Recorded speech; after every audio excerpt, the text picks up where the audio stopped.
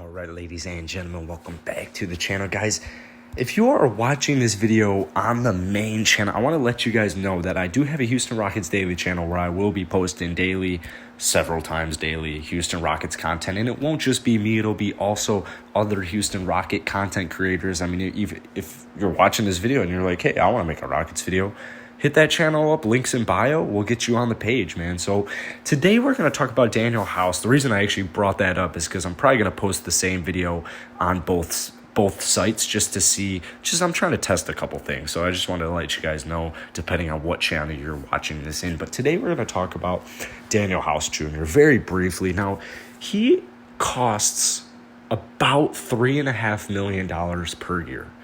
And I've had some issues with Danuel House, particularly this season. Last season, especially in the bubble, Danuel House was incredible.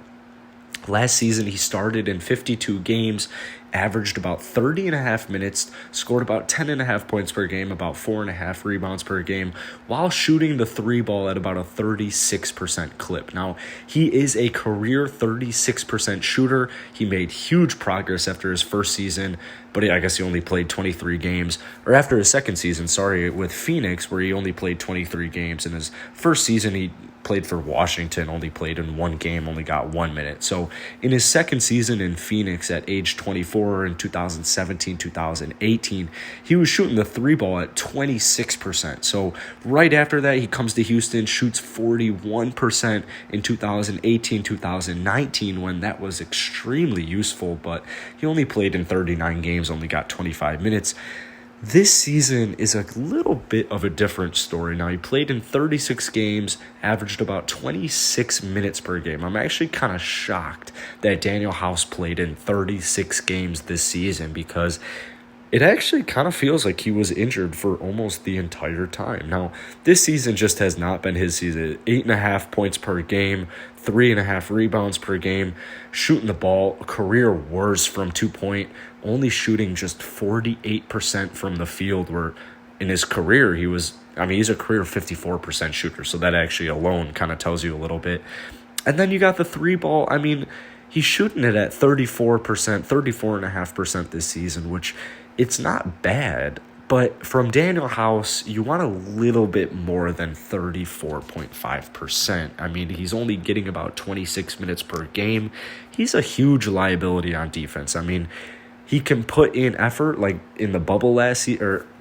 In the bubble last season, I feel like when he tries high intensity, you get some decent results. Like it's fine. It's not good. It's bad, but it's fine. Now, it's like Danuel House is almost just a complete liability on defense every single possession. And you get teams like the Lakers, the Nets, like just imagine any team with a solid small forward. And yeah, you can play around with matchups, but let's just go old-fashioned traditional view here, where the three guards the three, and you've got Danuel House at the three. I mean, it's tough. Yeah, I guess he's 6'6", he's pretty long, but at the same time, man, I don't want Danuel House on any superstar, and that's fine. That is totally fine. That's totally fine. But the thing is it's not fine anymore, because he's not producing. He is just not producing. Like last year, he took a little bit of a dip from the year before in 2018, 2019, where, we all know how the Rockets were that season. I mean, Chris Paul, it was unbelievable. Like I said, man, he went from 55% last season to 48% just field goals. The three-point percentage at 34.5%.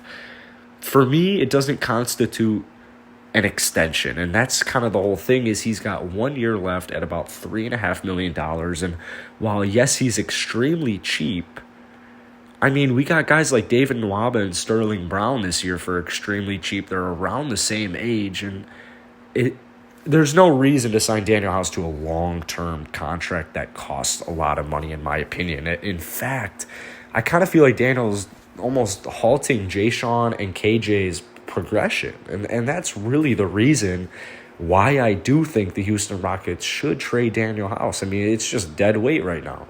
if you can get value, and obviously the value isn't going to be insane, like even a second round pick, man, just clear the cap, clear the roster spot. I mean, you can do anything you want with that roster spot. The thing about the Rockets this offseason is they have 3 first-round picks regardless of what happens. So that's 3 roster spots. And I personally really like all the youngsters on this Rockets team, and I don't want to see any of the youngsters go unless they desperately had to. Danuel House, on the other hand, I would not mind cutting him one bit. And for that reason, I think he is totally tradable because it's the last year, man. I mean, even if you can get Danuel House back at a contract like the same as it is right now, like $3 to $4 million. Example, Sterling Brown and David Nwaba. Like there are still good steals out there. I don't think we should settle for Danuel House. The Rockets really need just kind of a long-term small forward, in my opinion. It's been a very long time. So hit that like button, hit that sub button. Let me know what you guys think down below. Yeah.